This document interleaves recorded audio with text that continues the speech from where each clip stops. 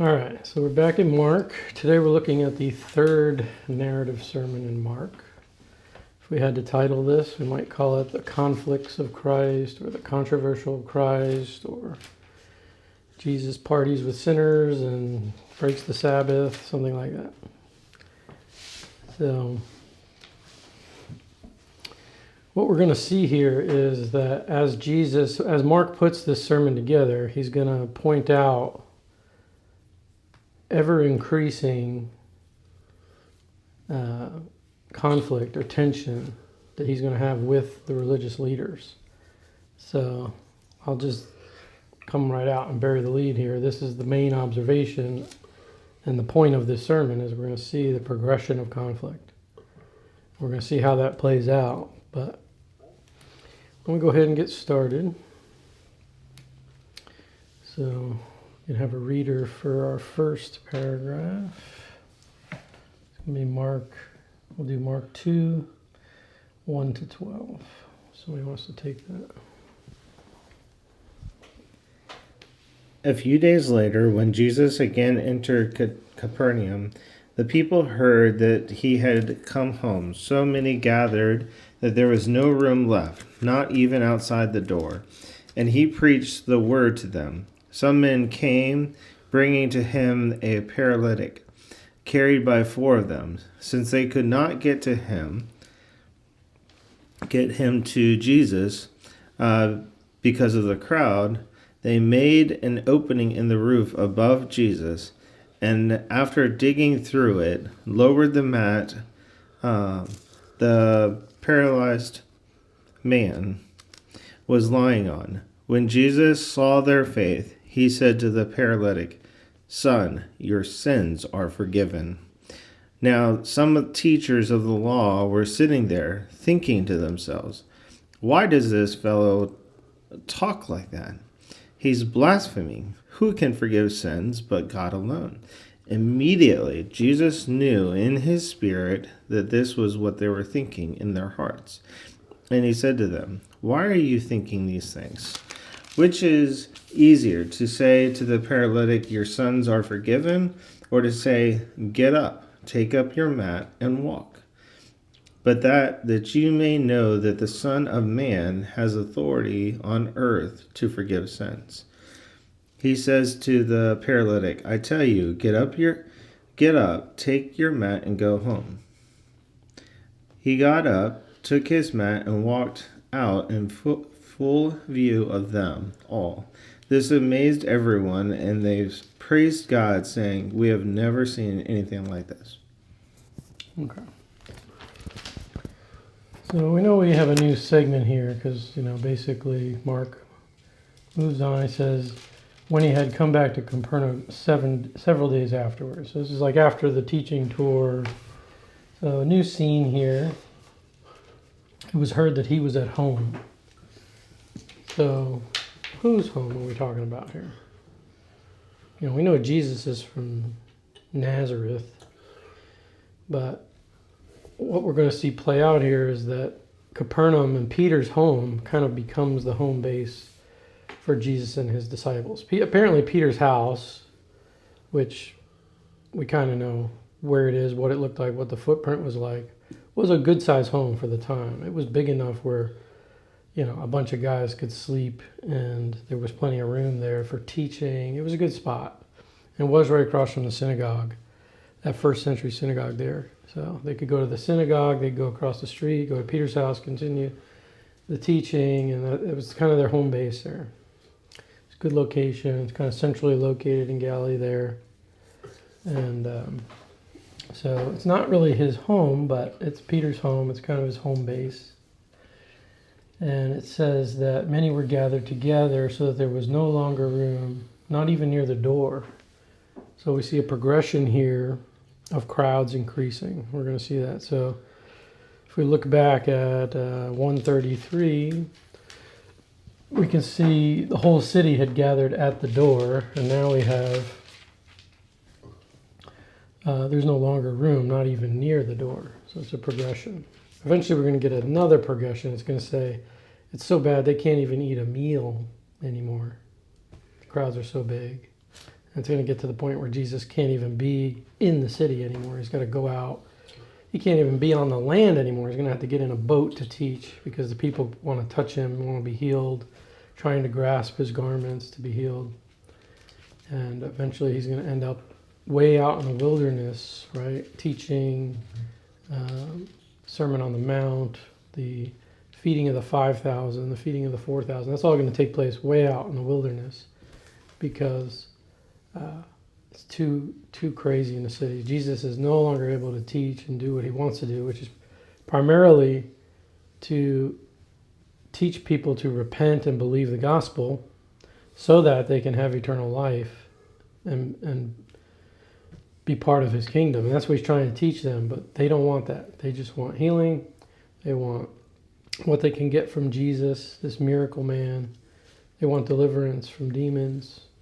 And that's not a bad thing, but we saw last time the tension that Jesus has with the crowds. And so we see that progression here. And so we have a group of guys that have a friend who's paralyzed. He lays on a mat. He can't walk. We don't know whether or not he can speak or whatever. There's plenty of paraplegics that can speak. But his friends have faith for him to be healed. They know that if they can just get Jesus to see their friend, that their friend will no longer be stuck on this mat. So they devise a little plan. And in those days, you could get up to the roof of a house pretty easily. There's usually like stairs outside that would go up to the roof. So they go up to the roof. And the way the roofs were, it was kind of like a thatch work of poles and straw and things. Then on top, they would pack it with mud. And then maybe sometimes they put stone on top of that. But they're able to take this thing apart. And it's not like cutting through your roof. They could easily patch it and repair it. So they decide that's how they're going to get to Jesus. They go up on a roof. They start to, it's got to be an interesting experience, I'm sure, for Jesus as he's teaching there. All of a sudden, the straw and things start coming through the roof, and here comes this guy being lowered down through a hole in the roof. And Jesus says something very interesting. And Jesus is aware of who's around. He's always making points here. He's being theologically provocative here. The guy comes for healing. His friends want they want their friend to be healed. And what does Jesus say? In verse 5. He says, "Son, your sins are forgiven." Okay, I'm sure his friends were like, "Thanks, but that's not really what we were doing this for, but appreciate the forgiveness." But, this was like, to say this at this time, for a man to say this, this ain't good. And there's scribes there, there's teachers of the law there. And when they hear this, they start to think to themselves internally, the conflict is internal here. This man is blasphemy. Who can forgive sins but God alone? So Jesus is basically saying, I am God. Without directly stating it, he is stating it. I have the authority to forgive sins. And in order that you know that I have this authority, he raises the guy up. So now they have to say, well, if he can raise a guy up, he must have the authority to forgive sin. If he has the authority to forgive sin, he must be God, or at least have the authority of God. So it kind of creates this, it starts to set up this tension as the teachers of the law, they want to know what this Jesus is all about. I'm sure they've been sent there to figure out what the miracle man is teaching. Is this a false Messiah? Is this the true Messiah? I'm sure they've been sent to figure this out. So they're listening to what he's saying. And he's making statements here that are very provocative, that are very clear to those that know what he's talking about. And we're going to see here, Son of Man is going to get used here. All right, so some of the scribes are sitting there reasoning in their hearts. Why does this man speak this way? He's blaspheming. Who can forgive sins but God alone? The punishment for blasphemy, by the way, is stoning by Old Testament law. And these are the guys that would actually do something like that if it came down to it. Now, the Romans, they have what's called the jus gladii. The power of death has been taken away from the people, and it's in the hands of the government. So just like we don't have the authority to execute somebody, same for them. They didn't have the ability to just pick up stones and throw them. Now we do see at one point this is going to happen to Stephen under Roman occupation. They're going to pick up stones to stone Stephen to death. The Jews are going to do it. But they're going to make sure that there are certain authorities that are approving of it, so that when the Romans come around and say, why did you stone this man? They can say, well, these members of the Sanhedrin approved it. That's why we did it. And Saul is there at the stoning of Stephen, approving of it. But, and we're going to see, like even in Jesus' own trial, when they finally get Jesus to say the blasphemy, basically, I am the Son of Man, you will see him coming riding on the clouds of heaven, which is what we're going to talk about here. The high priest tears his garments and says, what else do we need to talk about here? All right, they tried all kinds of stuff at the trial. They brought in false witnesses. Oh, well, I heard him say this, I heard him say that, but nobody was really agreeing. So finally the high priest asked Jesus, are you the Christ, the Son of the Most High, this kind of stuff. And Jesus says yes, basically. And they, all right, we've heard him say the blasphemy. And then they try to turn him over to the Romans because they can't kill him. They can beat him up. They beat him, they mock him, they spit on him, they hit him on the head, they do all the things they do, but they can't ultimately kill him. So they have to convince the Romans to do it. So Son of Man, he says, this is Jesus' favorite term for himself, by the way. And this is a very interesting term because it's ambiguous. And that the Son of Man is basically saying any son of Adam, really. It's like any human. So when he says the Son of Man, he could just mean any guy, Joe Schmo, whatever, any man. But it also has another meaning. And those that know the other meaning know how serious it is. And if we do like a little survey of the 14 times that Jesus uses Son of Man in Mark, you're going to see it's usually connected with Messiah. It's connected with very God-like language and connections here. In this one, the Son of Man has authority to forgive sin. That's a God quality. Okay. So Daniel 7:13. We might as well read this because this is where it comes from in Scripture. It's also in 1 Enoch. It's used, but they would have known it from both. If we go to Daniel 7:13, I can find it. All right. Daniel's a major prophet. He's the final one in the book here. So going to the end of Ezekiel. Daniel 7:13. All right. And they answered, that's 7:13. I kept looking in the night visions, and behold, with the clouds of heaven, one like a son of man was coming. And he came up to the Ancient of Days. All right. And was presented before him. And to him was given dominion, glory, and a kingdom, that all the peoples, nations, and men of every language might serve him. His dominion is an everlasting dominion, which will not pass away, and his kingdom is one which will not be destroyed. All right, so this passage here, this prophecy of Daniel, he sees one coming with the clouds of heaven. So a cloud rider, that's a divine image.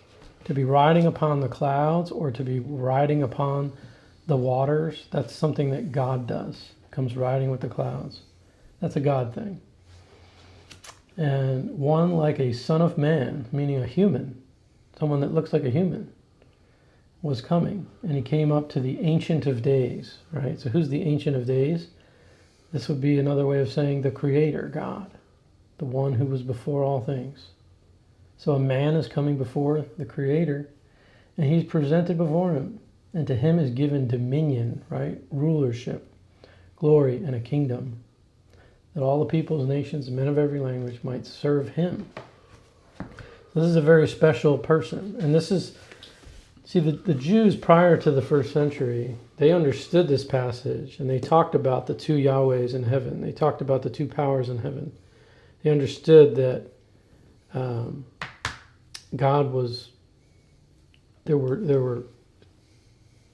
understood this theology. Now, this theology became forbidden eventually by the Jews. They weren't allowed to speak about it anymore.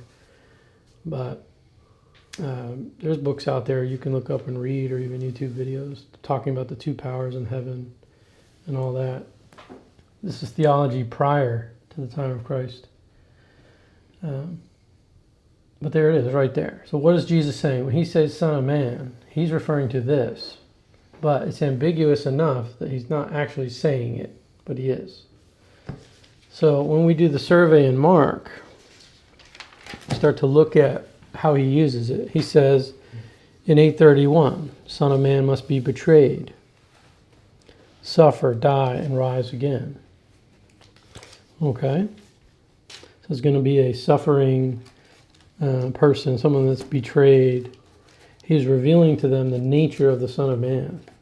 In their minds, the Son of Man, the Messiah, remember, is conquering king, overthrowing the Romans, bringing about the kingdom. That's what they're thinking. Jesus is teaching them differently here. 8:38 says, don't be ashamed of the Son of Man, or he will be ashamed of you. Right? So he is the access point to God, to heaven. 9:9 says the Son of Man will rise from the dead. 9:12, Son of Man will suffer and be treated with contempt. 9:31, he'll be betrayed, killed, and rise on the third day. 10:33, betrayed to the chief priests and scribes, delivered to Gentiles. They're all prophecies. What's going to happen to the Son of Man? 14:41, Son of Man is being betrayed. 14:62, we have the cloud rider here. That's the message he gives to the chief priests at his trial. Son of Man sitting at the right hand of the Majesty, coming with the clouds. He literally quotes Daniel 7:13-14. So we're going to see in this passage today that we're looking at, in 2:28, he's going to mention that the Son of Man is Lord even of the Sabbath. Again, another God thing. So when you see that Son of Man term, it's very clear what Jesus is saying, but it's ambiguous enough that he can get away with saying it without being stoned. All right. So let's push on here.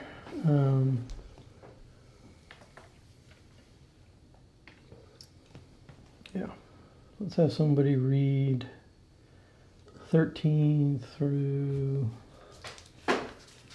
17.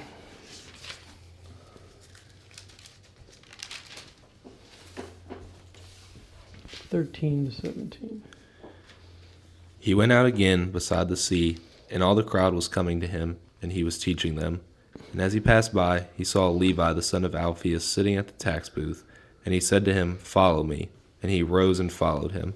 And as he reclined at table in his house, many tax collectors and sinners were reclining with Jesus and his disciples, for there were many who followed him. And the scribes of the Pharisees, when they saw that he was eating with sinners and tax collectors, said to his disciples, "Why does he eat with tax collectors and sinners?" And when Jesus heard it, he said to them, "Those who are well have no need of a physician, but those who are sick. I came not to call the righteous, but sinners." All right. So, what kind of conflict do we have here? What do we see?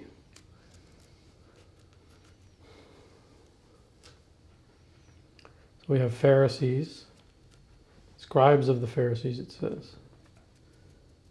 They come to the disciples. So we have like an indirect conflict now. They're coming to, not to Jesus directly, but to the disciples. And I'm sure the scene is kind of odd, right? So Jesus is sitting down with tax gatherers and sinners. So tax gatherers were kind of like modern day gangsters to them. And they were traitors, by the way. So it's kind of like they were considered like Renfields. They were kind of like Jews that went around during the Holocaust and rounded up other Jews for the Nazis. They're literally gathering funds for the foreign government, and they're actually, whatever they can get, they can keep for themselves above what the Roman government wants. So they're overcharging, and that's their pay. And so they're seen as traitors. And these guys were bidding on that job. So they would borrow money and spend a lot of money so they could get that job.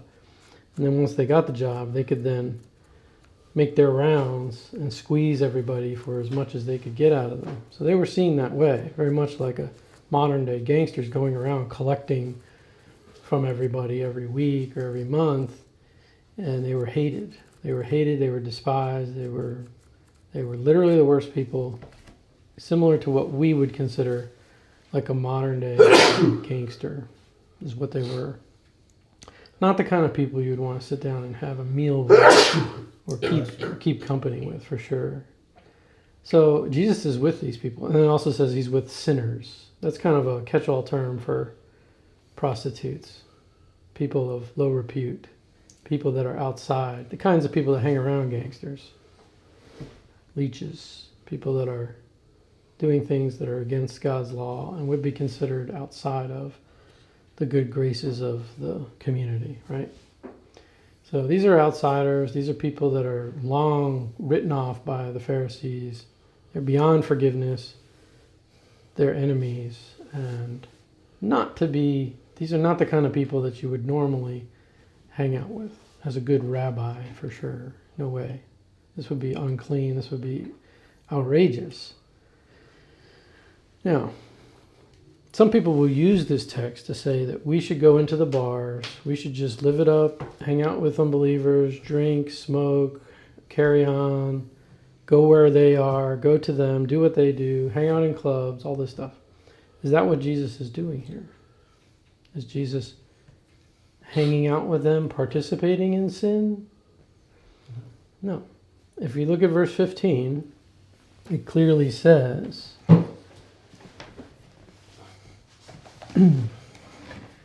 that, so Jesus is reclining at table in Levi's house. We know this is Matthew from other Gospels. And his disciples, for there were many of them, and they were following him. They were following him. So these are followers of Jesus. These are disciples, and they're following him. That means they've repented and believed the gospel. They're following his message. So yes, they are tax gatherers and sinners, but these are repentant tax gatherers and sinners that Jesus is teaching and now discipling. And yes, he's having a covenant meal with them. He's eating and drinking with them. Doesn't mean he's partying with them. Doesn't mean that he's participating in sinful activity with them in the hopes of maybe leading them to the truth. No, he's already led them to the truth. They're following him. So this is not a text we want to use to excuse us to go into bars or to create ministries that we purposefully go into the world and act worldly and do all these worldly things. It's not necessarily what we want to be doing. That's not to say, you can't have a ministry to strippers as a group of women that are trying to help them. But as a guy, you probably shouldn't go to the strip club to reach out to strippers. Let's use common sense here.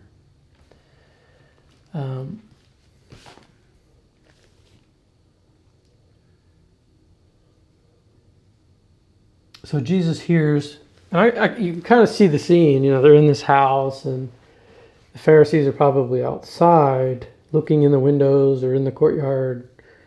And I'm sure Jesus' disciples are kind of on the edge of all this too, because they're probably uncomfortable with it as well. They're probably sitting back on the sidelines saying, these are the tax gatherers. Like, we don't hang out with these people. These are the people that exploit us. These are the people that take from us. And these women here, we know who they are. We know what they do. Peter's wife's not going to be happy that he's hanging around out with these girls. So I'm sure they're hanging back a little bit toward the edges. And the Pharisees come over to them and say, hey, why is Jesus doing this? And they're probably sitting there saying, you got me. I mean, we're just here. It's a little weird. But Jesus hears the conversation. And he says to them, it's not those who are healthy who need a physician, but those who are sick. I did not come to call the righteous, but sinners. Is he saying that the Pharisees are righteous? He's saying, I think that they think themselves to be righteous. But no, they're not righteous. He calls them wicked. John the Baptist has some choice words for them. No, the Pharisees are unrepentant, self-righteous. But most of them are not going to accept or see Messiah for what he is. He's a threat to their power. And he's doing things that is contrary to what they teach. They teach you need to keep separation. They teach you cannot hang out with these people. They teach you don't share a table with these kinds of people. A lot of the things that they teach, which is not in the law, it's in their oral law. So the Jews have two sets of law. They have oral law and they have Torah, written law, right? The oral law is binding and something that, it's what they call the halakha. Halak means to walk. So it's the way to walk out the law. And so whenever you have like a situation like today, we have computers, we have internet. Well, we have to create laws in our society to manage that and govern that. Well, it's the same thing with them. They have to create laws and they have to create rules that deal with the changing of time. And, institutions change, things change over time. So they create new laws, new rules based on what they have to deal with, right? They're in a Roman society. They have to deal with these things now. This is how they're going to walk out the law in this society, right? Before that, they were in a Greek society. They had certain rules and laws they had to obey. So every generation, they would create a new oral law. And we can take the time now, I guess, to... I think we'll hold off on it, actually. The Bible, eventually in Mark, we're going to hear about the traditions of the elders. And we don't hear about it here, but it's coming up. That's going to be an excursus for another day. We've got our own excursus here. But needless to say, Jesus is breaking their law. Constantly. He's constantly doing it. And he's doing it on purpose. And many times he's doing it to get a rise out of them. Basically to poke them in the eye, to say, I'm not a fan of your laws. But we'll talk about that later as we come to it. So we do have a passage in Luke, right? Luke 18 talks about the Pharisee and the tax gatherer, and they're praying in the temple, right? You have the tax gatherer who's beating his breast, he's keeping his head down, he's saying, God, I'm such a terrible sinner. He's being repentant. And then you have the Pharisee that gets up there and says, oh, God, I thank you. I'm not like this tax gatherer, that you've blessed me with all these things and I tithe all these things and blah, blah, blah. And Jesus says, who's forgiven? Who's accepted before God? And, that passage makes it clear that repentant ones that bow themselves before God and confess their sin, are the ones that are forgiven. So, we have that situation here played out in this story. So Jesus says, I've come for the sick. A lot of times we say the church is a hospital for the sick. It's a hospital for the sinner. It's not a place for perfect people. And I think we forget that a lot of times. We think that the church should be a place where everybody's like us. It's for the saved. It's for the people that look a certain way, talk a certain way, belong, that have all the badges of salvation and baptism and tithing. But that's not the case, really. And that's not who Jesus spent his time with. Jesus went to people that were willing to hear him and change their lives. Their hearts responded to his message. They were not so hard that they couldn't hear what they needed to do. So I think that as a church, as a people, we should be open to those that are ready for God's word, no matter what they look like, or how much money they have, or what kind of clothes they wear, or what kind of home they live in. You have to be willing to go to those people. And, the church was known early on. We have lots of accounts of historians that were describing like what Christians were like in the 1st, 2nd century, 3rd century. And they would say things like, they share a common table, but not a common bed. Their citizenship is not... They would say things like their citizenship is in heaven. They live for the world to come. Even though they live in the world, they're not worldly. These secular people, talking about them. They would care for the outcast, the widow, the orphan, the slave. They would buy slaves at slave markets and take them as their own people, brothers, sisters, children, sons and daughters. They would take them out of slavery. This was during a time where, this is something we could talk about, paganism. We see this in India very strongly today. Pagans have this view, like Hindus, if you talk to them, they'll say that people have their place in life because of their karma. They're working out their karma. Don't try to help people that are suffering because you're messing with their karma. They have to work that out on their own. And so they don't help the poor. They don't help the sick. They will literally say, no, that's not to be done. So they worry about themselves. They're very selfish. They're concerned with their own. All their festivals center around getting money, being blessed. Pagan ritual worship is all about manipulating God to give you what you want. And same thing here.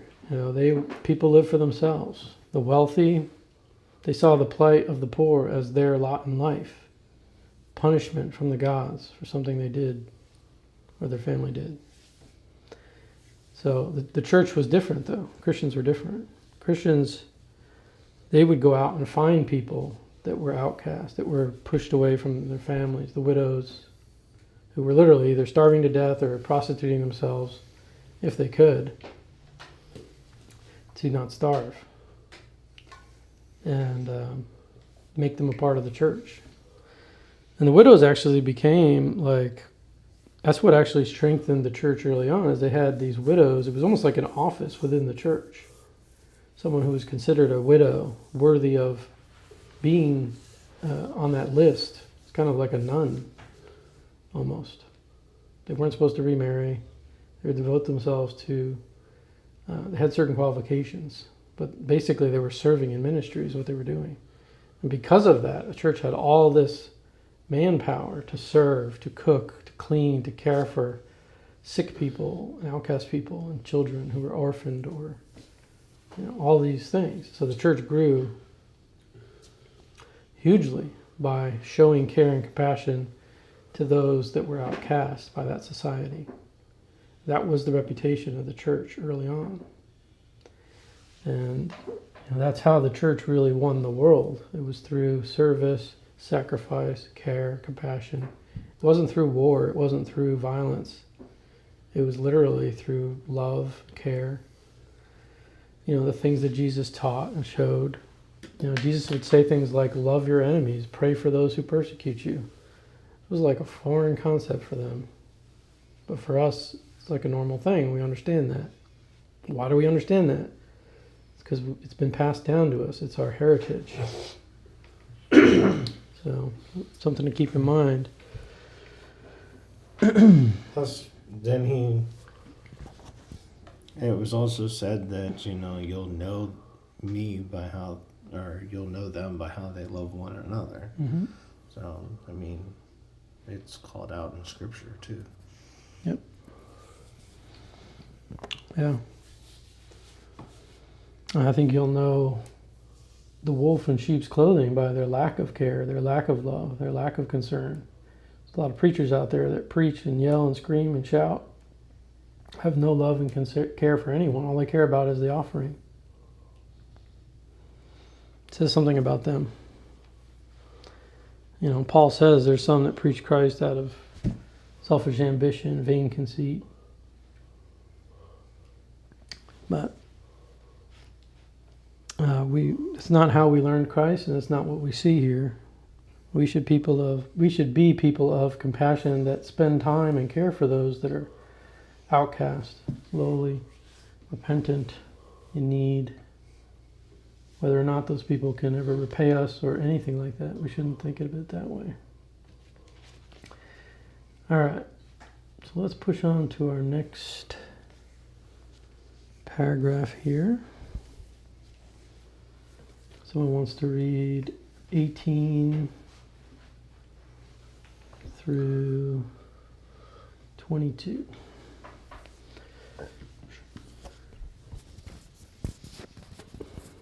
Doesn't need to be that close.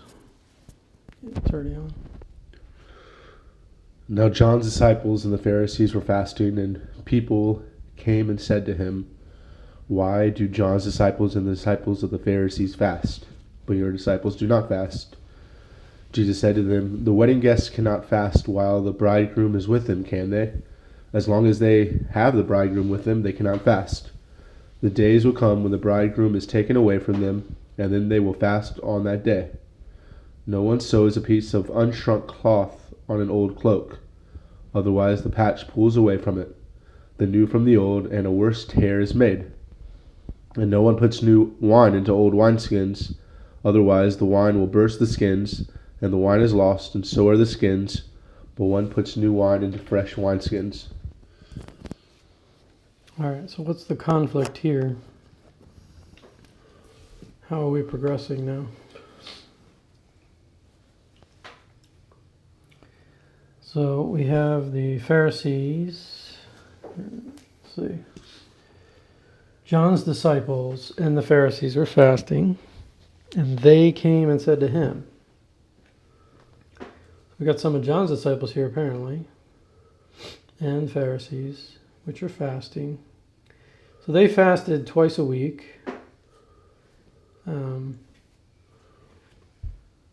Pretty sure they were doing daylight fasting. So they would fast they wouldn't eat when the sun came up, and then they wouldn't eat again until the sun went down. Something like that. And they were doing it like as a religious thing. And this seems weird to us because we don't really have a fasting culture. But if you go to like India, for instance, they do this in India. Christians. I'm sure the pagans do it as well. But yeah, not uncommon for like students in a Bible college. They'll be fasting at least 1, if not 2 days a week. During the day, they'll fast. Now, fasting has a lot of benefits to it, a lot of medical benefits to it. Intermittent fasting has become kind of like the latest thing in the fitness world the last, decade or so. Intermittent fasting being like, you eat your meals in the middle of the day close to each other, and you don't eat any other meals. So you might have your lunch at 11 and your dinner at 2 or 3, and then you don't eat the rest of the day from 3 till 11. That would be like what a lot of people are doing today, an intermittent fast. So you're allowing your body for a long period of time, almost 20 hours, to not eat anything. And what that does is it kind of kickstarts your body's systems and helps your body to recover from certain things and produce stem cells which do certain things. And if you do a 2 or 3 day fast, you can your body will start to get rid of a lot of toxins and deal with cancer cells, all kinds of stuff. So fasting is a powerful tool medically, just physiologically. It's a very good thing to do. But a lot of people would say fasting without prayer is just dieting. It's just... So, in a spiritual fast, it's supposed to be something that we focus on God, and we push away the food, we deny the flesh, and we focus on God to hear Him, to be able to focus on Him better. Instead of eating the meal and being comfortable, we're forcing our bodies to be uncomfortable. We're allowing hunger to set in and denying our flesh. So that's kind of the sense of it. For John's disciples and the Pharisees, by the way, are kind of like at this point, they're about 2 centuries into their existence as a group, well established. It's about 1% of the population are Pharisees. These are the guys who are trying their best to keep the law. They believe that it's in keeping the law that they will bring Messiah. And, the Apostle Paul is a Pharisee, raised as a Pharisee. We would call these like your conservative, evangelical, Bible-believing Christians today, is what we would think of these Pharisees. Although they're self-righteous, they have a lot of issues. There are a lot of Pharisees that do turn to Jesus because they hear His message and see His miracles, and they recognize. So there are Pharisees that turn to Him, and religious leaders that do follow Him. And, these are the guys that know the law inside and out. These are the teachers of the law. So when they become Christians, they become great teachers and preachers within the church because they know so much about the Scriptures. So they're not all bad. Obviously, John's disciples are not bad. But they're asking questions. Why aren't you doing what we're doing? Why aren't you following these traditions like we follow, like we do? Why aren't you like us? And Jesus gives them a couple different responses. First of all, he brings up the bridegroom. Jesus said to them, while the bridegroom is with them, the attendants of the bridegroom cannot fast. Can they? And there's actually a law that says, like, during a wedding feast, you can't fast. Like, that's, how they have their 2-day fast a week. Well, during the wedding feast, that's gone. You're exempt from that. So they're saying, yeah, that's true. Yep, you're right. During the wedding feast, we can't fast. We know that law. So as long as they have the bridegroom with them, they cannot fast.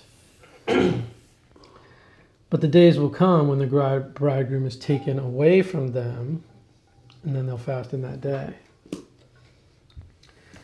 So Jesus is saying that He is the bridegroom. And this is something, again, that the Pharisees understood what He was saying. Because we do have bridegroom psalms, where God is the bridegroom, Israel is the bride. So they understand what He's doing here. But again, He's just using kind of a parable here. And, but again, He's telling them, I'm the bridegroom. And the ones that understand it realize He's saying, I'm God.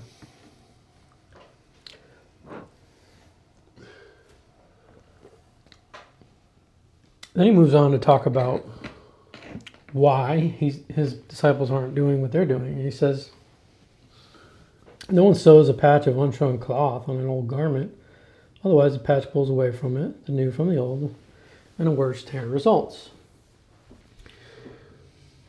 You might be old enough to remember patches. You remember iron-on patches? Okay. So, back in the day, when you tore your jeans, we didn't consider that like a fashion thing. We would actually put a patch on there and iron it on. And nowadays, most of the cloth nowadays is pre-shrunk. But when you make a garment out of wool or cotton, when you wash that thing, it's going to shrink down. I don't know if you've ever seen like a cotton sweater or a wool sweater. You stick that thing in the dryer, you're going to go down a size. So the idea here is that, we know how to patch clothing. If you try to patch clothing with an unshrunk cloth, it's going to cause a tear and destroy the garment, essentially is what he's saying. So, okay, then he goes again and says, no one puts new wine into old wineskins. Otherwise, the wine will burst the skins. The wine is lost, and the skins as well. But one puts new wine into fresh wineskins. So a wineskin, they could take different things. It could be an organ, like a bladder, but could also be like a skin of an animal that they'd tie off the arms, and they could put like grape juice in it and ferment it in there. And because it's a new skin, it gives way. But once that skin is dried, it can't give way anymore. So if you tried to make wine in an old wineskin, it's going to break it. It's going to burst. But in a new wineskin, it'll move around as we have fermentation and whatnot. So again, he's saying to them, so what's he saying here?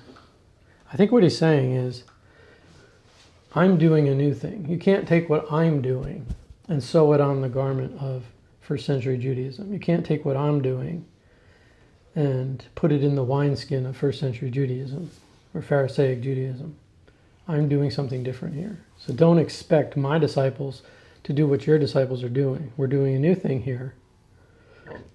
And that's why we're not doing what you're doing. I think that's essentially what he's saying with these two passages here.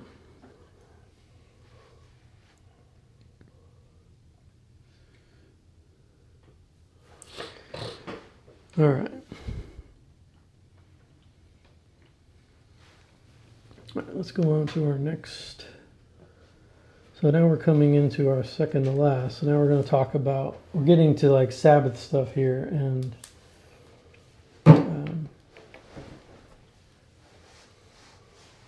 by the way, the conflict in the one before was, it's more direct.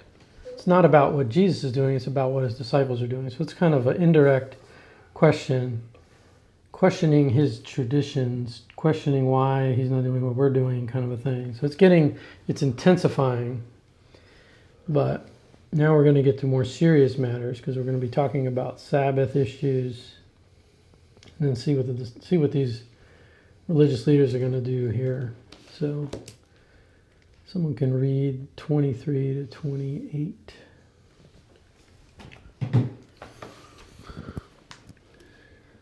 One Sabbath he was going through the grain fields, and as they made their way, his disciples began to pluck heads of grain. And the Pharisees were saying to him, "Look, why are they doing what is not lawful on the Sabbath?"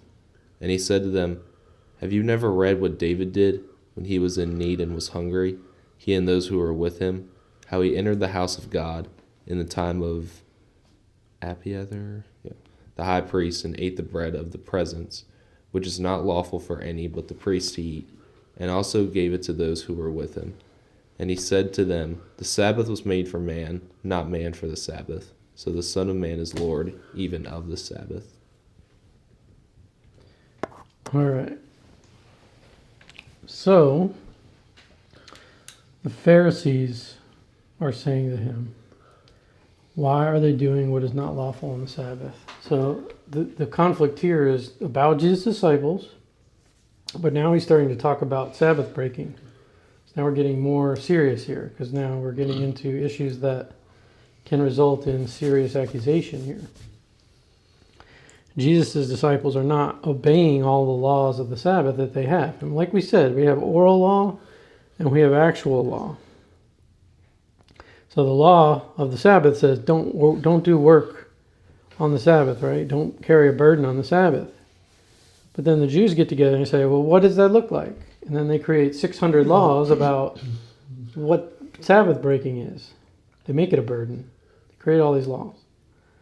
So one of the laws that they created was you can't thresh out any grain.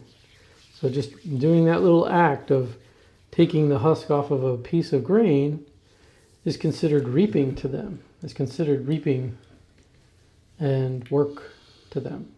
So for them, it's a violation of their laws, which is a problem. Now, Jesus is not going to say to them, I don't agree with your laws. He's going to tell them a little story.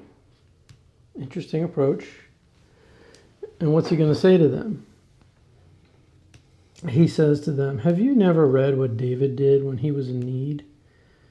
He and his companions, and he and his companions became hungry. How he entered the house of God, the temple. This was in Nob at the time, during the time of Abiathar, the high priest, or Abiathar, however you want to pronounce it. They ate the consecrated bread, right? This is the bread of the presence that's on the table of showbread, which is not lawful for anyone to eat except for priests. And he gave it to those who were with him. So David and his men ate the consecrated bread at this time.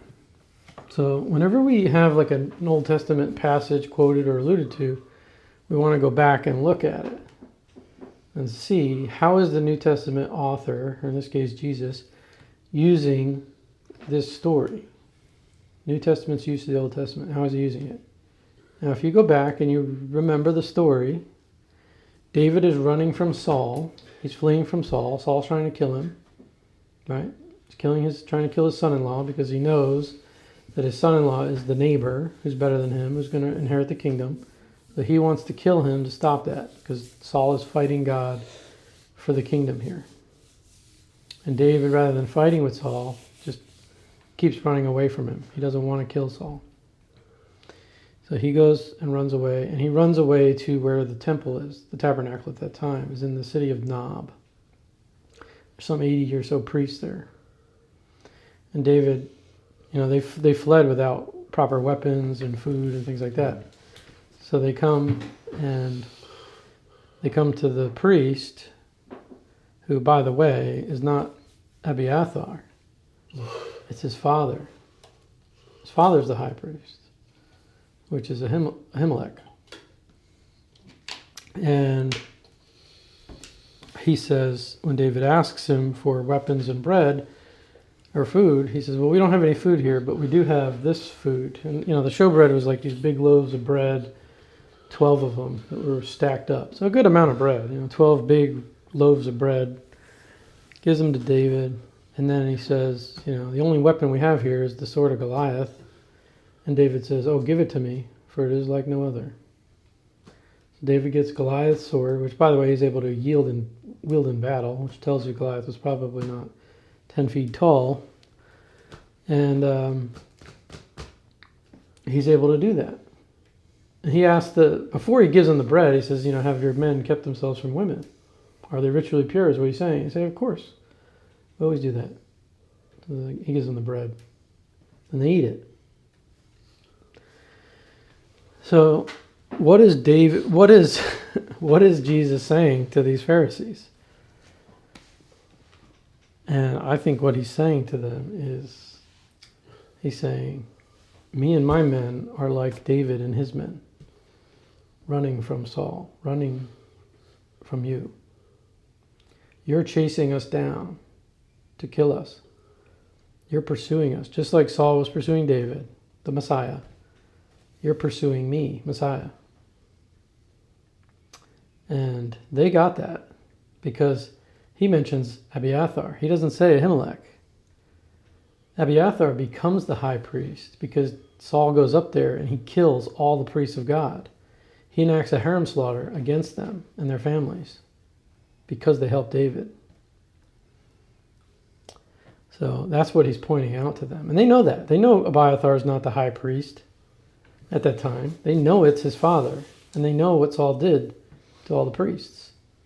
So Jesus pokes them in the eye. He says, you're like Saul. You're like Saul, chasing me, the Messiah, down. And Abiathar is the only one left because he runs away with the ephod and joins David and becomes high priest because there's no priest left because Saul killed them all. So that's the essential message there. And they get that message and they're not happy about it. So their next move is very serious. So, but Jesus makes a statement here at the end. He says, Son of Man is Lord even of the Sabbath. So, Son of Man is Yahweh, but also of the Sabbath and its laws. That's a chiasm, by the way. Sabbath was made for man, not man for the Sabbath, right? ABBA. Something that they just couldn't understand. For them, the Sabbath was, they believed the keeping of the Sabbath was the way that they kept the law, and that's how they kept all the people in check, and they believed that literally the Sabbath, that man was made to serve this Sabbath. That's how they believed it, and that's how they lived it, and it was a huge burden for them. They couldn't light fires, they couldn't do this, they couldn't do that. It was very difficult to actually exist on the Sabbath. And like if you go to a Jewish community today, I grew up in New York, right next to Kiryas Joel, which is a huge Hasidic Jewish community, tens of thousands of Jews. It might as well have been a foreign country, because on the Sabbath, you do not go through Kiryas Joel. They will surround your car if you try to drive through their city on the Sabbath. They're very serious about it. They don't want anybody breaking the Sabbath in their community. And they have all kinds of laws. They leave their lights on before the Sabbath because they can't flip a light switch off because that's doing work. They have all their food prepared beforehand because they can't light the stove, turn the stove on, or light a fire because that's breaking the Sabbath. They have special lamps in their bedrooms that are like Sabbath. It's like kosher lamps that actually, because the way the lamp is set up, it will actually shade the light at night and give them light during the day. I think it's like some kind of an auto shade that turns or something like that. They have all kinds of things that allow them to function on the Sabbath without breaking all the crazy laws. You know, the example that always gets used, and I've said it before, but if you go to Jerusalem or Israel on the Sabbath and you're in a hotel room, all the elevators are programmed to stop on every floor because you can't push buttons. So if you're in a 20-story building, you might as well bring a book because you're going to be sitting there waiting for the elevator and then you got to just get on and wait till it gets to your floor. It's going to stop at every floor. So, you know. So like Elf in the Empire State Building. Yeah, so imagine. So that's just the way it is there. And it's a burden. It's a burden. And like if you go there, I've heard people say, if you go there, as soon as the Sabbath is over, it's like everybody gets wild. It's like they've been making up for being good for a day. They get wild and go out in the street at night. As soon as there's 3 stars, everybody watches the sky. As soon as you can see 3 stars, Sabbath is over on Saturday night. And all go out in the street and the shops open up and the food goes out and everybody's partying and, you know, making up for being good for a day. So Sabbath for them is from Friday night to 3 Saturday. stars till 3 stars, yeah. Yep. So, but it's a burden, and it was never intended to be that way. The Sabbath was always intended to give people actually a break from their work, right? When they were in Egypt, they were slaves, never had a break. They had to work, they had quotas, just work until you die. And most people died in their 30s at that time. Their diets were not robust enough to sustain them past that, and they just never rested. It's hard for us to even imagine a society that doesn't rest because we have 2-day weekends. Most people take 2 days off from their office job. Most people only work about 40 hours a week, 40, 50 hours a week. That's like a normal work week for an American or a Westerner. Even less nowadays because now you can like work from home half the time or 1 day a week, whatever. But, you know, there's not a lot of white collar jobs at this time. So you're going to be out working in the fields or working with your hands. We're going to see in this next story here, we're going to have the withered hand man. This is what people did. They worked hard, you know, from sun up to sundown, they worked. And that was it. So if it's summertime and you got 15 hours of light, well, you're putting in a 15-hour day. That's crazy. And that's it.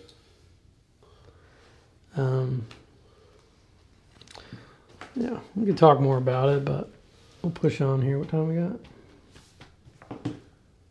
All right. So let's read our final story here. So 3:1 to 12. No, 3:1 to 6. Yeah. Again he entered the synagogue, and a man was there with a withered hand. And they watched Jesus to see whether he would heal him on the Sabbath, so that they might accuse him. And he said to the man with the withered hand, "Come here." And he said to them, "Is it lawful on the Sabbath to do good or to do harm, to save life or to kill?" But they were silent. And he looked around at them with anger, grieved at their hardness of heart. And he said to the man, "Stretch out your hand." He stretched it out, and his hand was restored. The Pharisees went out and immediately held counsel with the Herodians against him, how to destroy him. All right. So now the progression of conflict has gone from asking questions to literally setting a trap to see if he would heal somebody. Can you imagine that? Can you imagine being so wicked that a miracle man, you're setting a trap for him to heal on a Sabbath so that when he breaks your law, you can accuse him and take counsel with the Herodians, right, which are like Herod's descendants and their men, and basically you're like military rulers and leaders there as to how they might destroy him. Crazy. So they find a guy who's got like a withered hand. So maybe like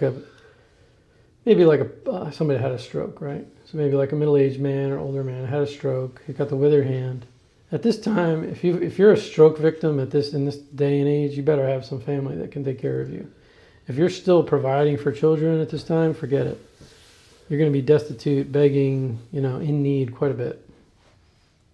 So the withered hand man, they bring him in, they put him in the synagogue, and Jesus knows exactly what's going on here. So he calls the man forward, says, "Get up, come forward."